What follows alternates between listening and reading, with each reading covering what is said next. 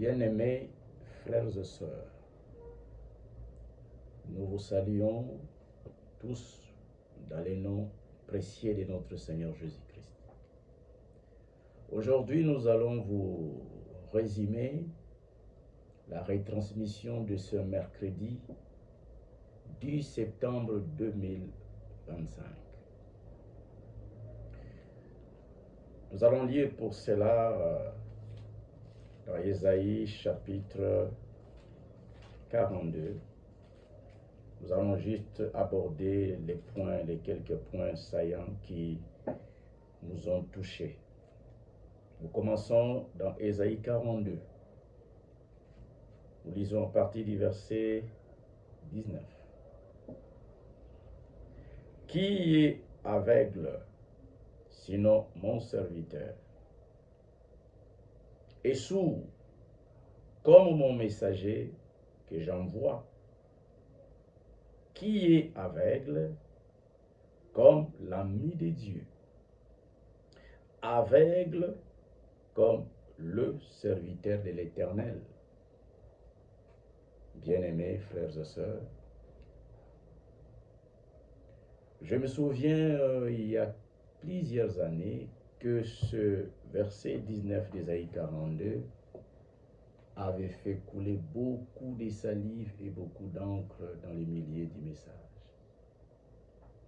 Parce qu'il était difficile à comprendre ce verset. Mais aujourd'hui, dans la retransmission de ce mercredi 10 septembre 2025, le Saint-Esprit est descendu pour nous enseigner lui-même et nous a apporté une clarté qui nous a laissé stupéfaits, qui nous a subjugués, bien-aimés frères et sœurs.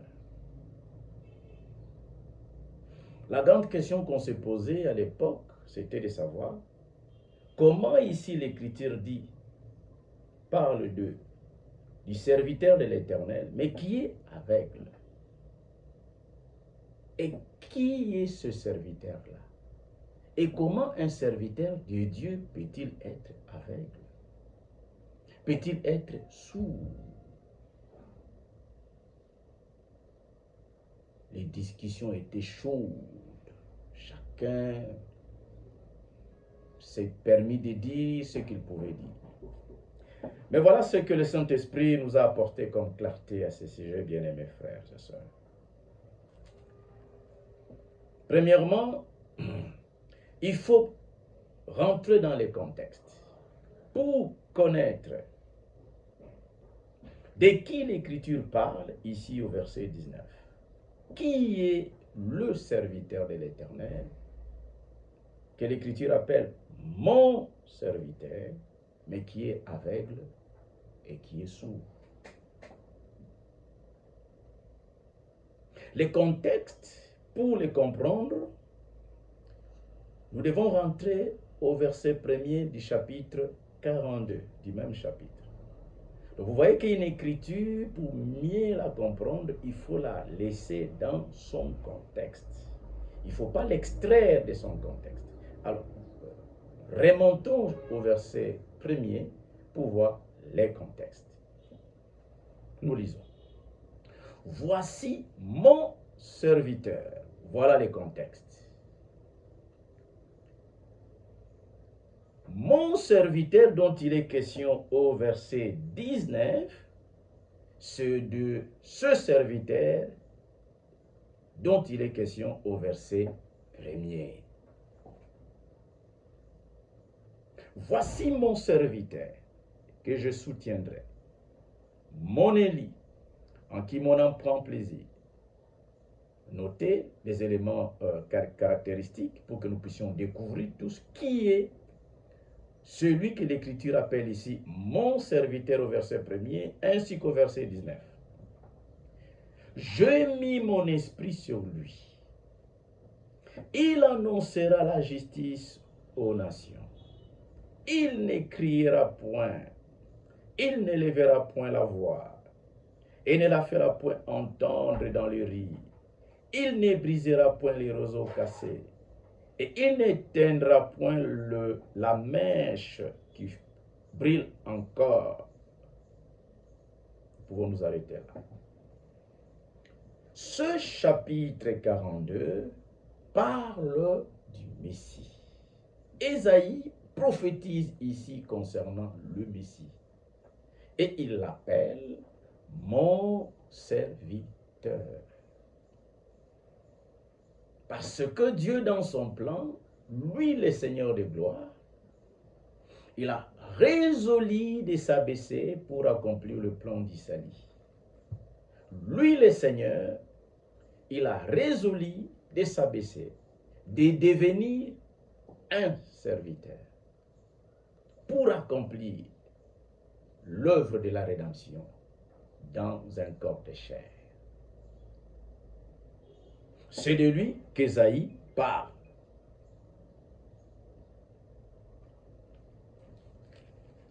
Nous voyons l'accomplissement de cela, de ce chapitre 42, dans Matthieu, chapitre 12.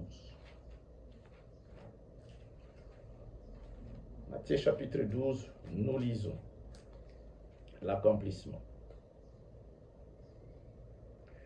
Verset 15. Mais Jésus, l'ayant su, s'éloigna de ces lieux. Une grande foule les suivit. Il guérit tous les malades. Et il leur recommanda sévèrement de ne pas les faire connaître. Mais écoutez bien. Afin que s'accomplisse ce qui avait été annoncé par Ésaïe, le prophète. Qu'est-ce qu'il a annoncé? Voici mon serviteur que je choisis, mon bien-aimé en qui mon âme a pris plaisir. Je mettrai mon esprit sur lui. Vous voyez, c'est Ésaïe 42 qui s'est accompli dans le ministère de notre Seigneur Jésus-Christ. Donc, le Seigneur Jésus-Christ est donc le serviteur, pas un serviteur, mais le serviteur. Mon serviteur, annoncé par Ésaïe, les prophètes. Alors nous continuons la lecture. Voici mon serviteur que je choisis, je mettrai mon esprit sur lui, il annoncera la justice aux nations, et il ne contestera point, il ne criera point, et personne n'entendra sa voix dans les rires.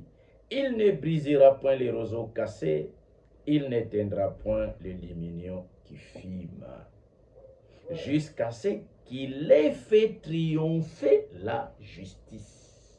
C'est le Messie qui est le serviteur annoncé et promis dans les Saintes Écritures.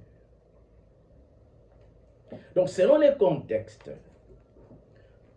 celui que l'Écriture appelle ici au verset 19 d'Ésaïe 42, c'est le Messie. Alléluia. Ça, bien-aimés frères, nous ne le savions pas.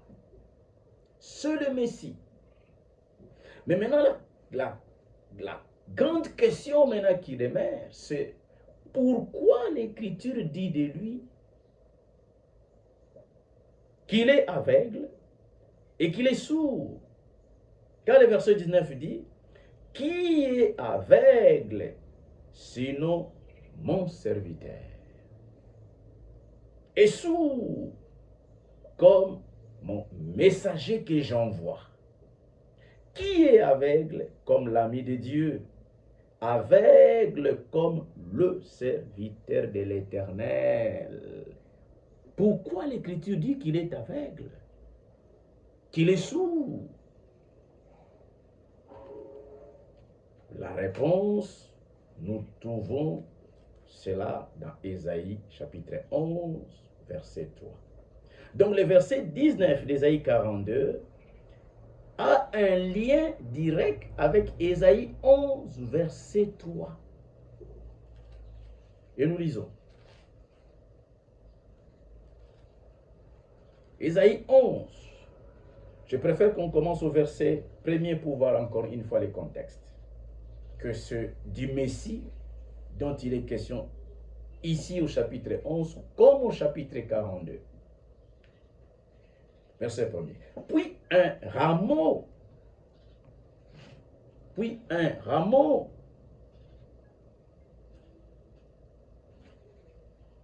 puis un rameau sortira du tronc d'Isaïe.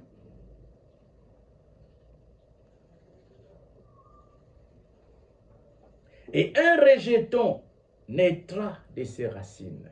Ésaïe prophétise. L'Esprit de l'Éternel reposera sur lui. Dans Ésaïe 42, la même chose était annoncée lorsqu'il est parlé de mon serviteur. J'ai mis mon esprit sur lui. Il est question ici du même serviteur. L'Esprit de l'Éternel reposera sur lui, esprit de sagesse et d'intelligence, esprit de conseil et de force, esprit de connaissance et de crainte de l'Éternel. Maintenant, écoutez le verset 3. C'est là où nous voyons l'Écriture interpréter l'Écriture. Il respirera la crainte de l'Éternel. Écoutez bien. Il ne jugera point sur l'apparence. Il ne prononcera point sur un oui-dit.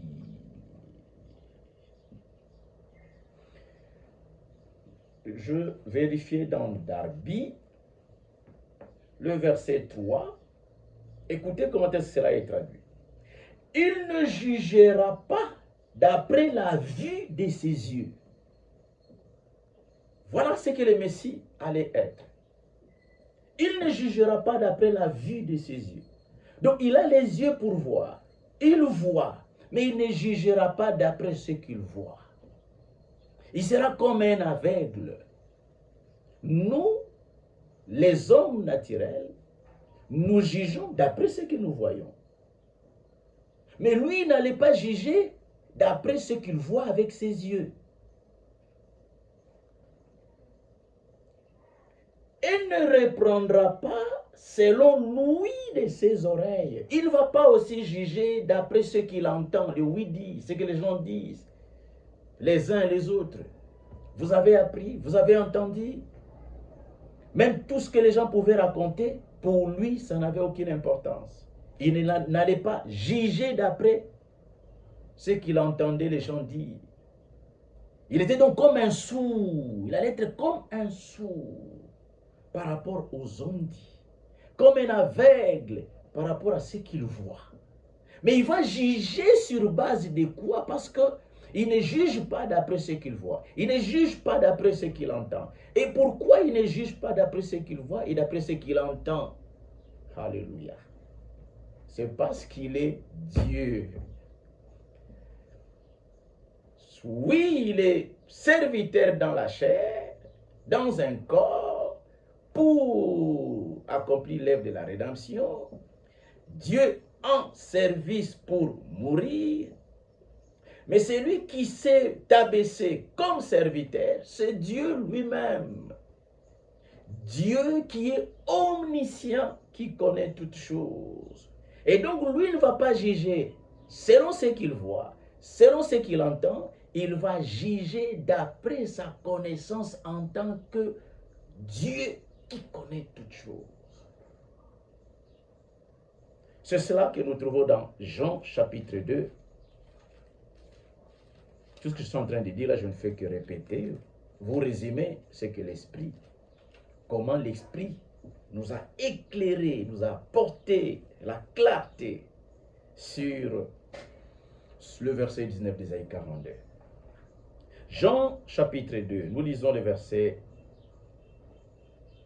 à partir du verset 34. Mais Jésus ne se fiait point à eux, parce qu'il les connaissait tous. Écoutez. Et parce qu'il n'avait pas besoin qu'on lui rendît témoignage d'aucun homme, car il savait lui-même ce qui était dans l'homme. Alléluia. C'est parce que le serviteur de l'Éternel En réalité, c'est l'Éternel lui-même qui connaît toutes choses. Et donc, il n'avait pas besoin de juger sur base de ce qu'il voit, sur base de ce qu'il entend. Parce que si vous jugez sur base de ce que vous voyez, dans ce que nous voyons, il y a les apparences. Et les apparences sont trompeuses. Mais lui, Dieu, connaît les cœurs, il connaît toutes choses. Voilà, bien-aimés frères, pourquoi l'Écriture dit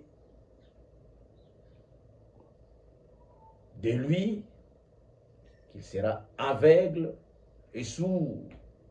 Donc pour le Seigneur, tout ce qu'il voyait, il était comme un aveugle, ça n'avait aucune importance. Tout ce qu'il entendait, pour lui, c'était comme un sourd, ça n'avait aucune importance. Celle qui avait de l'importance, c'est que lui connaissait de ce qu'il voyait et de ce qu'il entendait en tant que Dieu, et que l'homme naturel ne peut pas connaître. Alléluia. Bien-aimés frères et sœurs,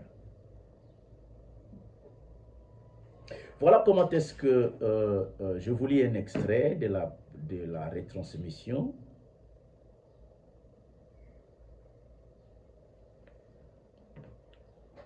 Il est dit clairement ceci. Je sais que Frère Branham le disait lors d'une réunion spéciale. Il mangeait encore à midi, puis il s'est retiré et restait seul. Ici même, une leçon nous a été donnée à nous tous qui apportons la parole de Dieu. Écoutez, c'est très intéressant. Au sujet de Frère Branham. Il ne voulait plus voir. Il ne voulait plus rien voir. Frère Branham, avant de monter en chair, il s'est retiré. Pourquoi? Il ne voulait plus rien voir, rien entendre. Pourquoi? Afin d'être libre de pouvoir proclamer la parole de Dieu. Afin que ce qu'il va venir apporter comme parole soit la parole que l'Esprit met sur son cœur. Que ce ne soit pas quelque chose qu'il dit sur base de ce qu'il a vu ou sur base de ce qu'il a entendu. Alléluia. Ainsi, le Saint-Esprit nous a enseigné que nous aussi, serviteurs de Dieu, nous devons faire la même chose dans la proclamation de la parole de Dieu.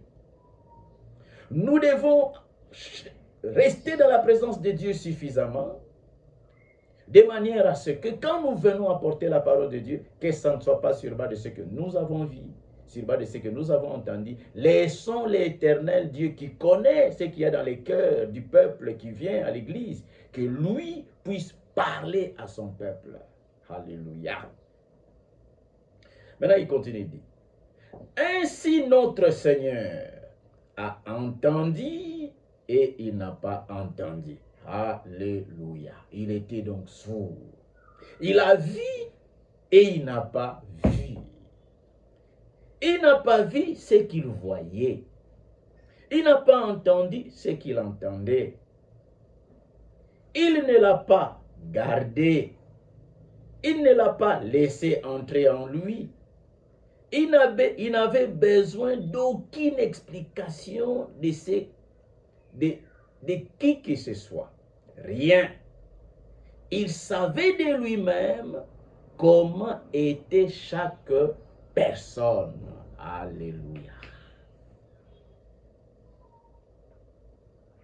C'est pourquoi, comme nous l'avons lu, il ne jugera point selon ce que ses yeux voient. Et il ne se prononcera point selon ce que ses oreilles entendent. Ses yeux ont vu la chose, n'est-ce pas? Mais il n'a pas jugé d'après cette chose. Car le Fils de l'homme n'est pas venu pour juger le monde, mais pour sauver le monde. Alléluia. Voilà, bien-aimés frères et sœurs. Ça, c'était le premier point dans ce que nous avions à partager avec vous dans ce résumé. Nous prenons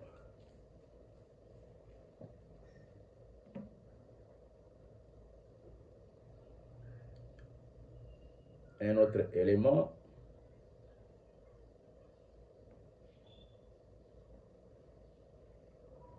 Qui était également très, très édifiant.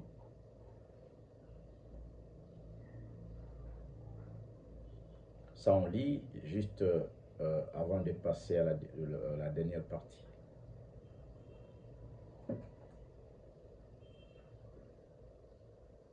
Il dit, pour que je n'oublie pas, ça c'est la deuxième chose,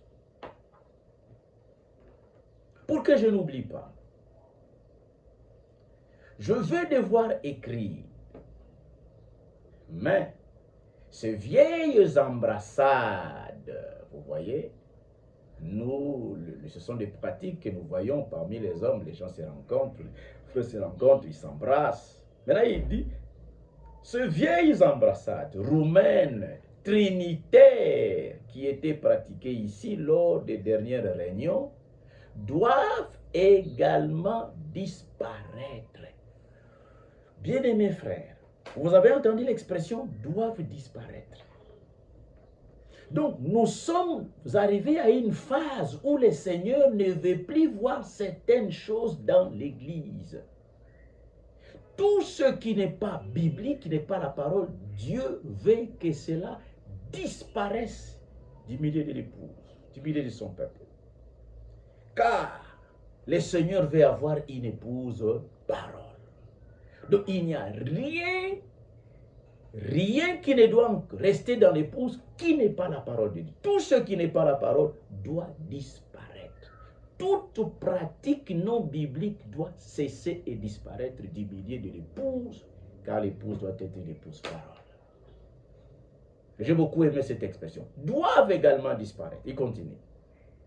Vous l'avez sûrement remarqué, tous ceux qui viennent de la région roumaine embrassent à gauche, puis à droite, puis de nouveau à gauche. Ce sont des pratiques que nous voyons même ici chez nous. C'est vraiment cette vieille coutume. Ouais. Le fait d'embrasser à gauche, à droite et puis à gauche, ça fait allusion au signe de la croix. Au signe trinitaire de la croix. Nous ne le savions pas. Alors, il dit, c'est vraiment cette vieille coutume. Comme les signes de croix avec 3 titres. C'est comme ça qu'ils les font.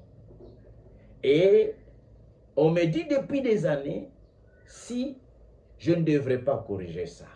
Vous voyez, nous sommes dans un temps où les choses qui ne sont pas correctes dans l'Église doivent être corrigées.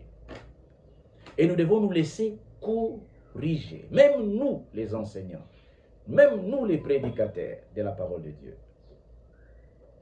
N'est-ce pas? Et puis j'ai encore oublié, et maintenant j'ai regardé et je me dis, tu ne vois pas bien? Oui, ça aussi, ça doit disparaître. Alléluia. J'aime beaucoup cette expression. Ça aussi, ça doit disparaître. Tous les vieux levains doivent disparaître. C'est comme ça. Il faut faire le ménage. Ça ne sert à rien parmi ces gens. Écoutez, pour terminer ce point, ce deuxième point, j'ai même vu une sœur embrasser un frère. Ce sont des pratiques qui ne doivent pas être trouvées parmi les saints. Une sœur ne peut pas embrasser un frère. Un frère ne peut pas embrasser une sœur. Frère Branham nous a enseigné que un homme normal ne peut pas prendre dans ses bras, même s'il s'agit de sa propre fille, et ne rien sentir dans son corps. Ce n'est pas possible dans ce corps de chair ici. C'est pourquoi, entre frères et sœurs, il doit y avoir des retenues, il doit y avoir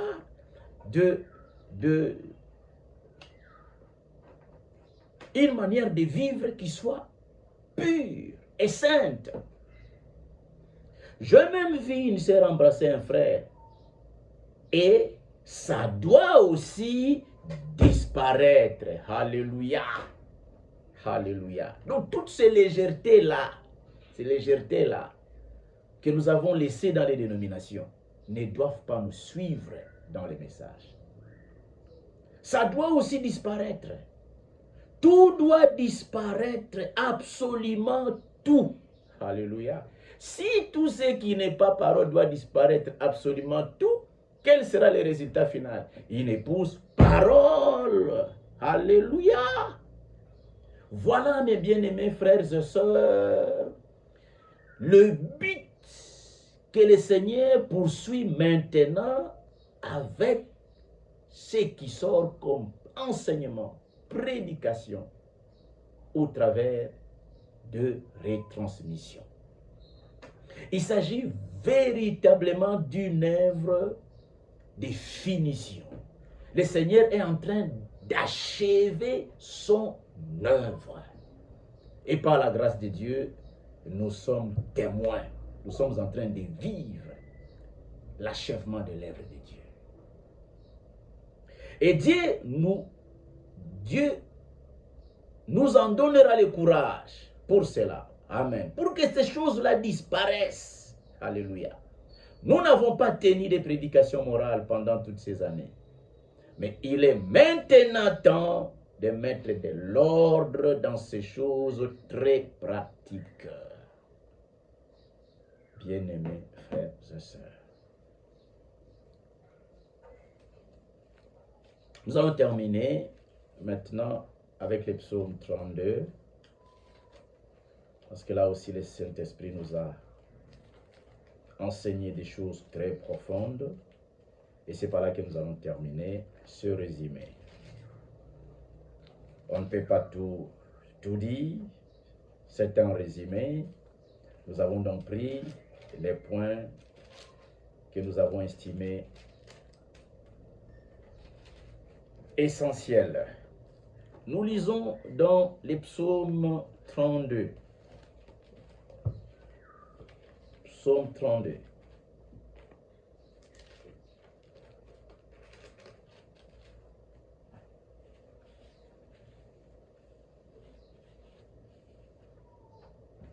Nous lisons à partir du verset 1er.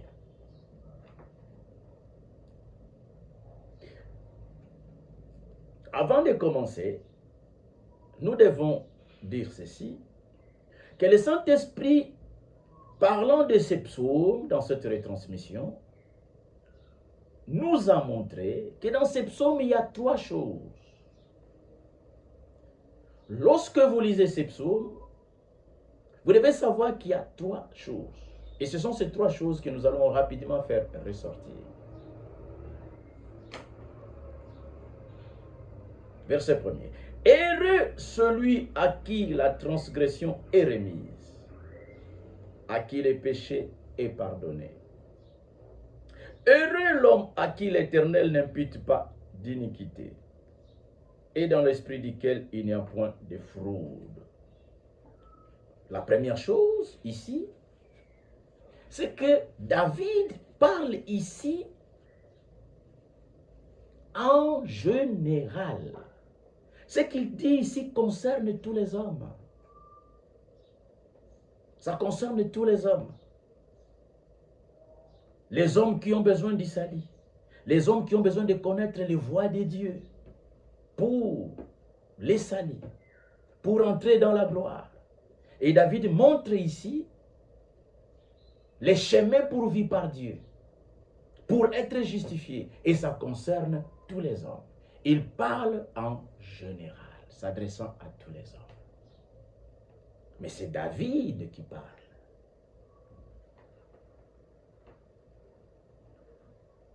Au verset 3, il continue. Tant que je me suis tu, mes os se consumaient. Je gémissais toute la journée. C'est la deuxième chose. Ici, David ne parle plus en général. Ici, David parle d'une expérience personnelle dans sa vie, avec Dieu dans sa marche. Vous voyez? Comme nous aussi, chacun de nous doit avoir une relation personnelle avec Dieu. Doit avoir une expérience personnelle avec Dieu. Et ici, David nous entretient, nous parle de son expérience personnelle. Voilà les deux choses. Verset 5. David continue à parler de lui-même, même au verset 4. Car nuit et jour, ta main s'appesantissait sur moi. Il parle de son expérience. Ma vigueur n'était plus que sécheresse. Il parle de son expérience. Comme celle de l'été. Verset 5. Je te fais connaître mon péché. Il continue à parler de son expérience. Mais ici, David aborde un sujet important dans son expérience concernant la confession des péchés. La confession des péchés. Il dit, je t'ai fait connaître mon péché. Je n'ai pas caché mon iniquité. J'ai dit, j'avouerai mes transgressions. À qui? À l'Éternel. Et tu as effacé la peine de mon péché. Alléluia. Ici, le Saint-Esprit est allé en profondeur pour nous parler de la confession biblique conforme à la parole et agréable à Dieu. Nous devons distinguer la confession des péchés de nos péchés que nous sommes censés faire chacun individuellement en secret dans sa chambre auprès de Dieu.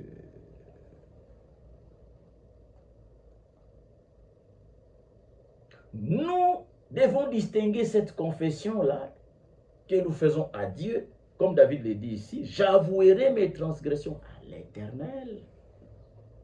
Nous devons distinguer cette confession des péchés de la confession des péchés que les croyants, les chrétiens, est amené à faire quand il s'agit d'aller confesser vis-à-vis d'une personne qui l'a offensé.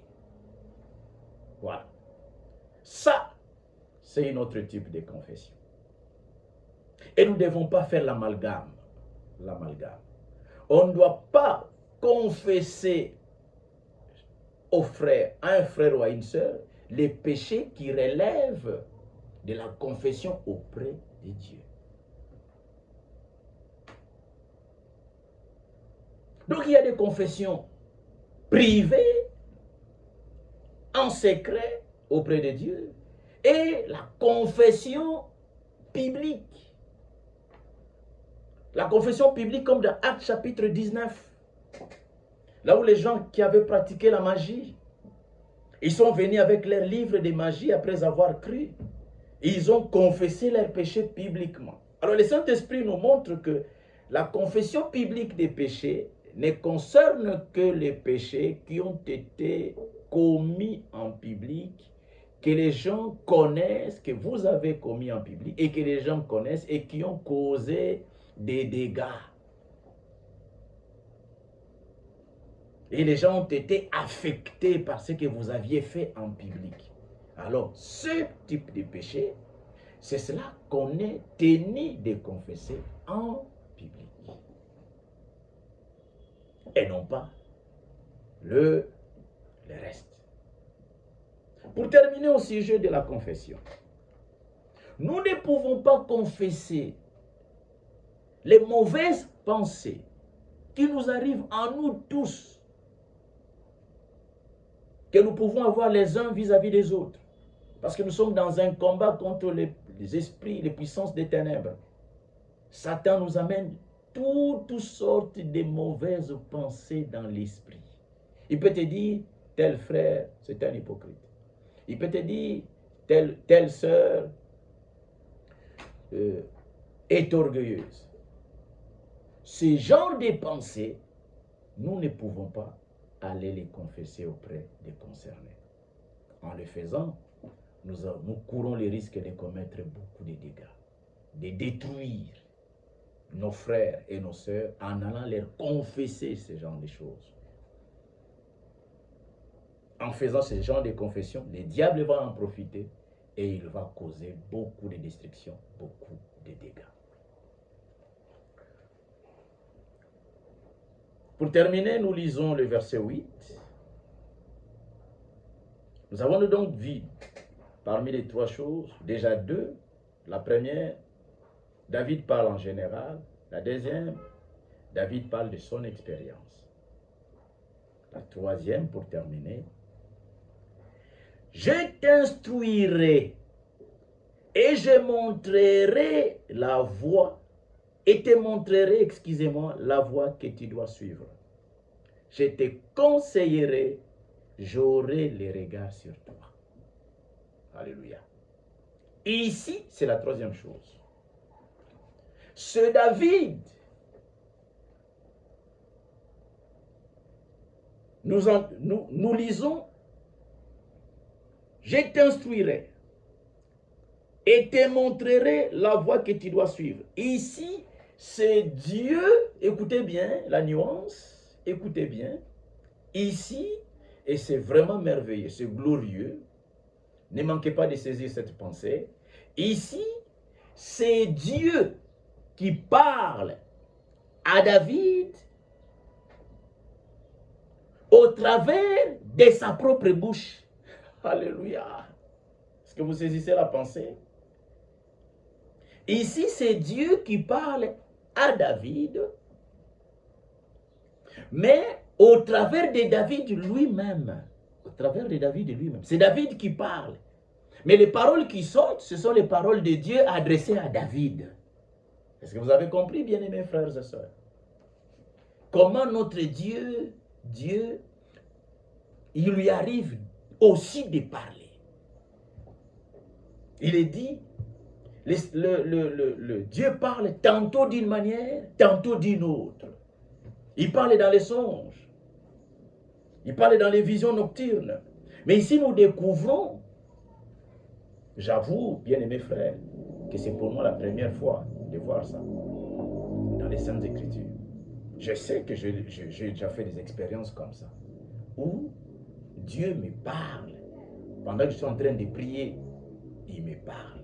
Les paroles sortent de ma bouche, mais c'est Dieu qui me parle, qui me répond. Mais là, j'ai trouvé pour la première fois les soubassements scripturaires de la chose, les fondements scripturaires. Bien-aimés frères et sœurs, voilà les résumés que nous avions à vous donner. Nous terminons donc par là, en soulignant cette pensée à l'attention de tous. Nous sommes en train de vivre l'achèvement. Nous sommes en train de voir s'accomplir ce que le Saint-Esprit a déclaré dans cette déclaration qui a chopé beaucoup de frères. Mais nous sommes en train de l'expérimenter.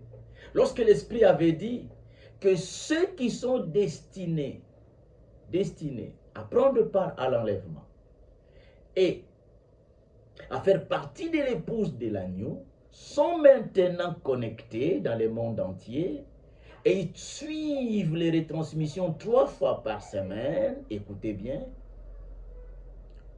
et ils sont ainsi enseignés bibliquement dans tous les domaines, Et ils sont ainsi préservés de toute interprétation particulière et humaine de la parole. Bien-aimés frères et sœurs, nous sommes en train de vivre ça en écoutant les retransmissions. Nous recevons les enseignements bibliques sur tous les sujets de la Bible. Aucun aspect n'est mis de côté. Parce que le Seigneur veut que l'épouse soit une épouse parole et que l'épouse soit achevée.